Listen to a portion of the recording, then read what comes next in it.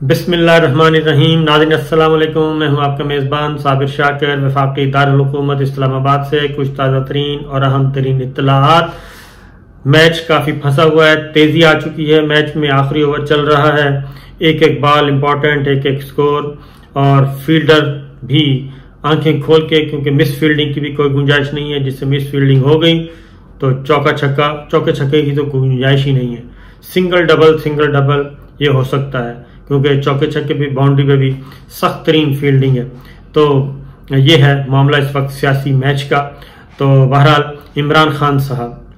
صاحب اعصاب پہ سوار ہو چکے ہیں اور وہ پیچھے ہٹنے کے لیے تیار نہیں ہیں۔ وہ کہتے ہیں آرمی چیف کی اپائنٹمنٹ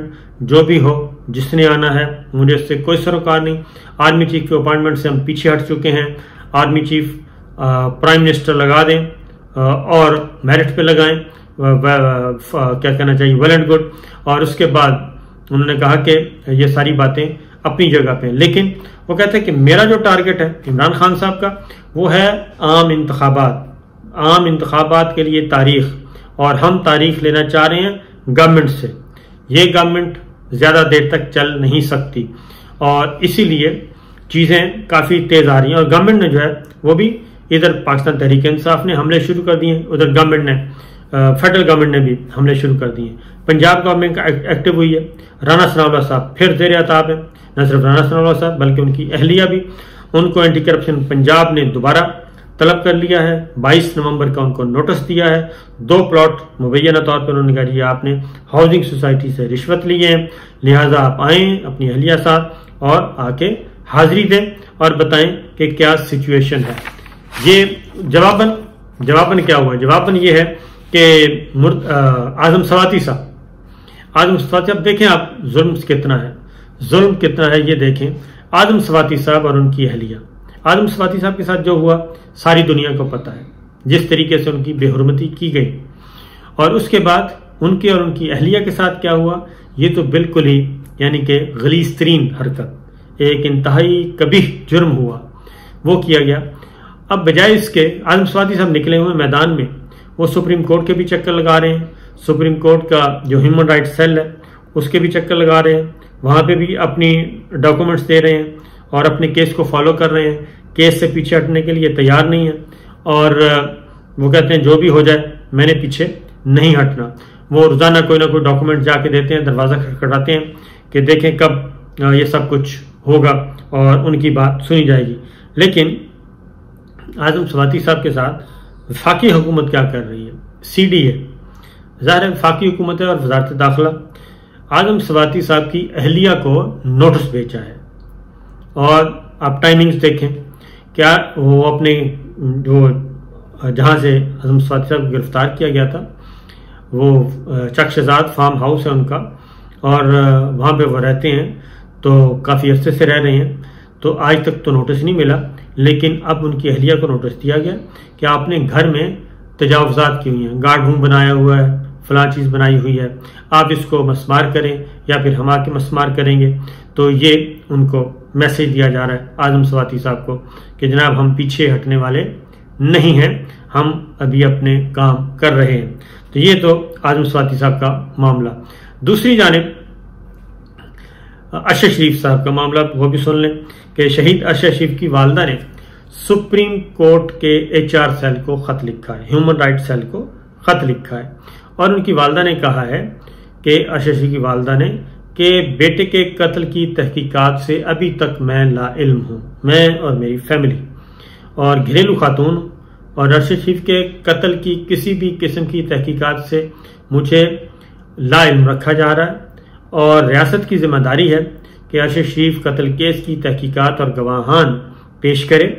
اور ارشد شریف کی والدہ نے یہ بھی کہا کہ بیٹے کے قتل کی تحقیقات اور گواہان پیش کرنے پر سپریم کورٹ کے خط کا جواب دیا جائے گا۔ اب یہ شہید ارشد شریف کا معاملہ ہے۔ دوسری جانب شہید ارشد شریف کو انٹرنیشنل میڈیا اب نہیں چھوڑ رہا۔ CNN نے باقاعدہ ایک مفصل سٹوری کی ہے، اس میں شہید ارشد کی والدہ بھی اپیئر ہوئی، ان کی اہلیہ بھی اپیئر ہوئی۔ تو شہید ارشد کے کیس میں جب CNN کی رپورٹ ہے، وہ کہہ رہے ہیں کہ کینیا میں جو کچھ ہوا ہے شہید ارشد کے معاملے میں، قتل کیس میں کئی خامیاں اور تضادات سامنے آ گئے ہیں، اور ہر روز نئی تفصیلات آتی ہیں اور نئے سوالات جو ہیں وہ جنم لے رہے ہیں۔ اور امریکی نشریاتی ادارہ ہے، آپ کو معلوم ہے کہ CNN، اس نے یہ سب کچھ کیا، اور آگے جو بات آئی ہے کہ وہ بڑی حیران کن ہے کہ جب ارشد شریف کو گولیاں لگیں تو انہیں فوری طور پہ ہسپتال نہیں پہنچایا گیا، بلکہ کئی گھنٹے بعد مردہ حالت میں ان کو ہسپتال پہنچایا گیا، اور ارشد شریف کو فوری طبی امداد چاہیے تھی، لیکن وہ طبی امداد بھی نہیں ملی، اور لگتا ہے کہ کافی وقت ضائع کیا گیا۔ یہ رپورٹ ہے امریکن نیوز چینل CNN کی، اور انہوں نے کینیا کی پولیس کی جو کردار ہے، جو تحقیقات میں جھول ہے، ان کا بھی انکشاف کیا ہے، اور انہوں نے کہا ہے کہ اس میں کافی مسائل ہیں جو کینیا کی پولیس تحقیقات کر رہی ہے۔ اور پھر ارشد شریف کی والدہ نے جو انٹرویو دیا، اور اس میں CNN کو، اس میں انہوں نے کہا کہ نہ ہی ان کو کینیا اور نہ ہی پاکستان کی حکومت پر اعتماد ہے، دونوں پہ اعتماد نہیں ہے۔ اور اسی طریقے سے ارشد شریف کی اہلیہ نے بھی یہ کہا کہ ان کے شوہر نے، انہوں نے کہا جی کہ مجھے بتایا تھا میرے شوہر نے کہ وہ کہیں چھپے ہوئے ہیں، وہ محفوظ نہیں ہیں اور انہیں قتل کیا جا سکتا ہے، پاکستان اور کینیا میں انصاف ملنا ممکن نہیں۔ یہ بھی سامنے چیزیں آ رہی ہیں۔ پھر کینیا کی جو صحافی ہیں نگینا، وہ کہتی ہیں کہ کینیا کی پولیس کی تحقیقات میں کافی تضادات ہیں، تضادات سے بھری ہوئی رپورٹ ہے، اور توقع یہ ظاہر کی گئی ہے کہ جو پاکستان کی فیکٹ فائنڈنگ کمیٹی ہے، فیکٹ فائنڈنگ ٹیم ہے، وہ ارشد شریف کے قتل کے محرکات تلاش کر لے گی۔ تو جی مجھے بھی اس بات سے اتفاق ہے، یہ جو کینیا کی صحافی نگینا نے کیا ہے، مجھے بھی اتفاق ہے کہ پاکستان کی جو JIT 2 ممبر JIT ہے، وہ I am 100% sure کہ وہ کچھ نہ کچھ کر لیں گے اور کسی نتیجے پہ پہنچ جائیں گے، اور کافی کچھ میرا خیال ہے پہنچیں گے، کیونکہ دونوں سمجھدار آفیسر ہیں۔ ہاں البتہ درمیان میں کوئی گڑبڑ نہ ہو۔ امریکی صحافی نے یہ بھی کہا ہے جی کہ پاکستان اور کینیا میں ارشد شریف کی پوسٹ مارٹم رپورٹ بھی انہوں نے حاصل کرنے کی کوشش کی، اور تحقیقات میں تضادات سامنے آ چکے ہیں۔ اور پھر یہ کہ امریکہ نے ارشد شریف کے قتل کے بعد امریکہ نے کینیا میں شوٹنگ سائٹ جو ہے وہ اس سے معاہدہ ختم کر دیا ہے، اور ارشد شریف کی پوسٹ مارٹم کی مزید تفصیلات بھی سامنے آ گئی ہیں۔ اور رپورٹ کے مطابق وقار اور جمشید کے مطابق جو ادھر موجود تھے، جو فارم ہاؤس تھا اس سے کرائم سین مقادی روڈ پر 20-25 کلومیٹر دور ہے۔ اور خرم نے جو بیان دیا ہے وہ ہے کہ جی وقار کو کال کی تو وقار ایڈوم پر تھے، ایڈوم جو بھی ایک اس کا پروننسیشن ہے، تو وہاں پہ تھے۔ امریکی نشریاتی ادارے کے مطابق وقار نے خرم سے کہا کہ ٹونگا فارم ہاؤس پر گاڑی لے کر جاؤ۔ خرم نے بتایا کہ وہ یہاں کرائم سین پر آئے ہیں، یہاں پر نشان بھی ہیں، گاڑی کا ٹائر بھی برسٹ ہو چکا تھا اور گاڑی کا رم بھی نکل چکا تھا۔ خرم کے مطابق وہ یہاں پہنچے، پھر وہ وقار فارم ہاؤس آیا، ان کے پیچھے جمشید آیا۔ جمشید کا کہنا ہے کہ ان کے بعد پولیس آ گئی، اور پھر رپورٹ میں یہ بھی بتایا گیا کہ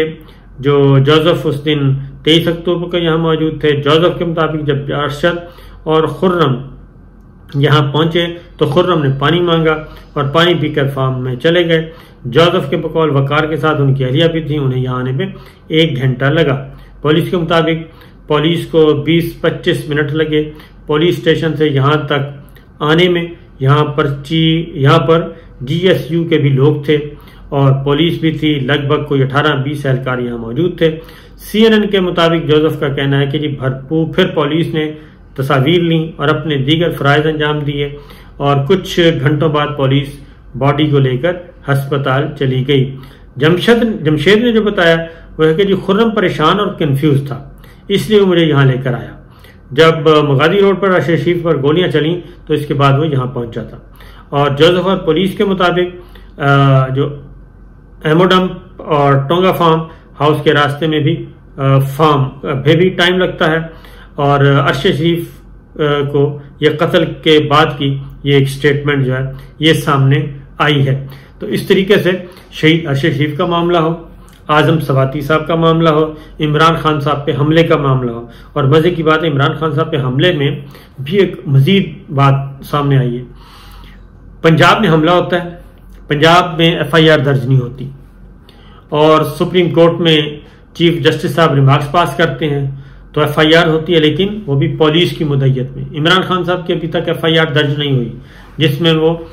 3 نام لے رہے ہیں کہ ان تینوں پہ مجھے شک ہے، لیکن FIR درج نہیں ہوئی۔ اس کے بعد تانا دیا جاتا ہے فیڈرل گورنمنٹ کی طرف سے، رانا ثناء اللہ صاحب کی طرف سے، شہباز شریف، خواجہ آصف صاحب، سب کہ جناب آپ اپنے وزیر اعلیٰ کو پوچھیں، وزیر اعلیٰ پنجاب آپ کا، چودھری پرویز الہی صاحب، حکومت آپ کی، سب کچھ آپ کا، پولیس آپ کی، تو ہم سے کیوں پوچھتے ہیں اور کسی پہ الزام کیوں لگاتے ہیں؟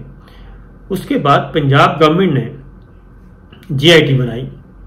پہلے ایک GIT بنائی، اس کے پھر دوسری، یعنی کہ اس میں امینڈمنٹ ہوتی رہی، بالآخر ایک GIT بنا دی گئی اور اس نے کام شروع کر دیا،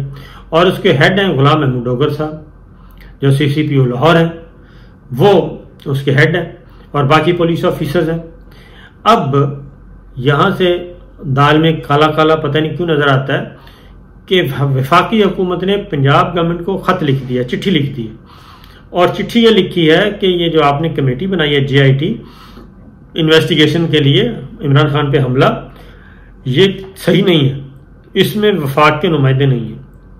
اب بھی پنجاب میں معاملہ ہے، پنجاب گورنمنٹ ہینڈل کر رہی ہے، 18ویں ترمیم آ چکی ہے۔ اس کے بعد پہلے آپ کہتے ہیں کہ پنجاب پنجاب پنجاب اور چودھری پرویز الہی اور پنجاب پولیس، اور اگر پنجاب حکومت نے ایک سٹیپ لیا ہے، وہ تحقیقات شروع کروا رہی ہے صوبائی حکومت، تو پھر اب فیڈرل گورنمنٹ کہاں سے آ گئی؟ ایک قتل ہوا ہے اس میں، اور کچھ لوگ زخمی ہوئے ہیں، فائرنگ ہوئی ہے، اس میں فیڈرل گورنمنٹ کا کیا رول آ گیا؟ تو فیڈرل گورنمنٹ نے فوراً چٹھی لکھی ہے اور اس کمیٹی پہ عدم اعتماد کا اظہار کیا اور کہا ہے کہ اس میں فیڈرل کے نمائندے شامل کریں، اس میں ISI اور IB کے افسران نہیں ہیں، یعنی ڈکٹیٹ کیا جا رہا ہے اور اس کمیٹی کو بنایا جا رہا ہے، اور یہ بنایا اس لیے، اس کو متنازع اس لیے بنایا جا رہا ہے اور یہ خط کتابت اس لیے کی جا رہی ہے کہ مستقبل میں اگر GIT نے کوئی رپورٹ دے دی اور وہ کوئی ثبوت لے آئی، کیونکہ CTD بھی اپنے طور پہ تحقیقات تو کر رہی ہے، اور اگر وہ ثبوت لے آئی اور وہ انگلیاں کسی طرف چلی گئیں تو اس سے پہلے ہی وہ سٹیپ اٹھا رہے ہیں کہ اس GIT کی رپورٹ کو بھی چیلنج کر دیا جائے گا مستقبل میں کہ جناب یہ اس میں تو ہم نے لکھا تھا تو یہ غیر جانبداری نہیں ہے، اس میں ISI کا نمائندہ نہیں ہے، اس میں IB کا نمائندہ نہیں ہے، اس میں فیڈرل گورنمنٹ کا نمائندہ نہیں ہے، تو اس لیے یہ ٹھیک نہیں ہے رپورٹ، تو اس کمیٹی کو بھی متنازع بنا دیا گیا ہے۔ یعنی ہر کام کو متنازع بنا دو، اور اسی کیوس میں، اسی غیر یقینی صورت میں، اس انریسٹ میں پاکستان بے شک کہاں چلا جائے خدا نہ خواستہ، ان کو کوئی پرواہ نہیں، لیکن وہ کہتے ہیں کہ ہم اپنی مرضی سے اقتدار کی سیٹ پہ بیٹھ کے اپنی مرضی کے فیصلے کرنے ہیں، آئین اور قانون یہ صرف کتابوں کی حد تک ہے، اس کے علاوہ کچھ نہیں۔ تو دیکھتے ہیں جناب کیا ہوتا ہے۔ عمران خان صاحب جو ہیں وہ بڑھ رہے ہیں اسلام آباد کی طرف، اور ان کو روکنے والا کوئی نہیں ہے، کیونکہ پاکستان کے عوام ان کے ساتھ ہیں، ان کو یتیم اور مسکین، سیاسی یتیم اور سیاسی مسکین سمجھ کے ان کو فارغ کیا گیا تھا بذریعہ تحریک عدم اعتماد، اور حکومت کا تختہ الٹا گیا تھا، اور اس رات 9 اور 10 اپریل کی درمیانی شب جو کچھ ہوا تھا، پاکستان کے عوام بھی جاگ رہے تھے، پاکستان بھی جاگ رہی تھی، اور عدالتیں بھی جاگ رہی تھیں، اور بہت ساری چیزوں کا عدالتوں کو بھی علم ہے۔ تو دیکھتے ہیں جناب یہ سارا اونٹ کس کروٹ بیٹھتا ہے۔ اجازت دیجیے، اللہ حافظ۔